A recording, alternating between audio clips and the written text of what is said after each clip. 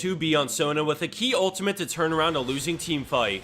Right away we noticed a lonely Caitlyn and a bunch of tanks, and we're in Season 7, so you know how this goes. Pac-Man and friends show up, but it's too late, and with Fizz overextended, Sona prepares herself as they funnel through, and she hits a perfectly timed crescendo in all 5, and then Lee kicks 3, instantly blowing up Hecarim. Swain gets in there with Zhonya's as we start to see Red Team get melted by the AoE and quickly put on the back foot. Despite the 4v5 to start and the enemy support getting off redemption on all 5 of his allies, teamwork allows them to win this fight with a clean ace.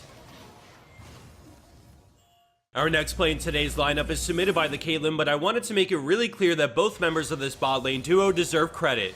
Thresh walks forward because Vayne appears to be alone, but they immediately split up when they see Lee Sin wrapping around, maximizing the value from Lantern while Caitlyn gets a couple of free hits in. Now in the fog of war, Caitlyn winds up her Q and turns on Vayne, forcing her to flash away from Thresh, and then Lee Sin flash Sonic Waves, but a godly Flash Flay denies his resonating strike. That was so sick and gives Jean enough time to blasting plan out as Thresh is already en route to meet back up. Lee starts closing in and lands Tempest to get Caitlyn really low, but she has Flash to get further away, and then a beautiful sidestep on Sonic Wave keeps her alive long enough to finish the job. Vayne tumbles in, but an auto caliber net and headshot makes it 2 for 2 for this bot lane duo.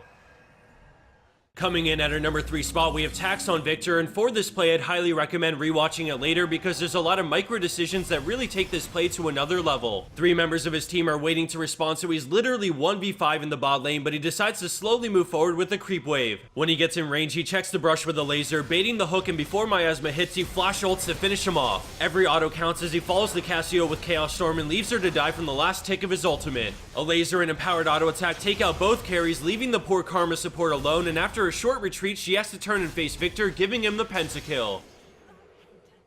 Landing in at second place, we have Royal Door on Katarina, showing off some beast mechanics in a high diamond level game. She spots Rengar with a ward and goes in, but before jumping the gun on her ult, she waits on exhaust for as long as possible before going ham for the back-to-back kills. With another reset on Shampoo, she looks to go back in, blinking for the kill before Miasma grounds her, and then she quickly dodges Cassio's ult, gets the dagger, and gets out. Royal Door continues to go off, picking up the quad and Penta right after, thanks to some quick moves and Cat's insane mobility.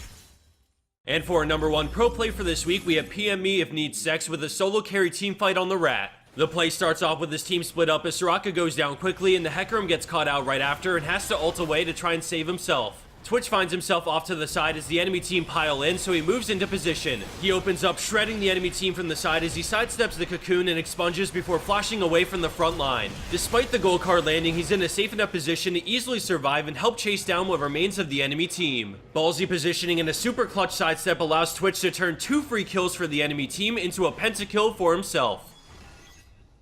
And for our bonus kill of the week, we have Crystal Scion on Darius, and I made this one the bonus because 3 of the kills in this play are super far range dunks, and I thought it was pretty funny and tilting that Darius keeps managing to kill them even though they technically aren't in range anymore. Stuff like this really makes the game feel fluent when you're the beneficiary, but it's pretty tilting to flash away and still get hit by certain abilities. If you flash, shouldn't it be frame perfect and mean that you're no longer there and in range? I'm pretty curious to know what you guys think, so drop me a comment. I don't know where I personally stand because maybe it'd make the game feel wonky without it, but let me know what you think. Before we wrap up the video, I wanted to give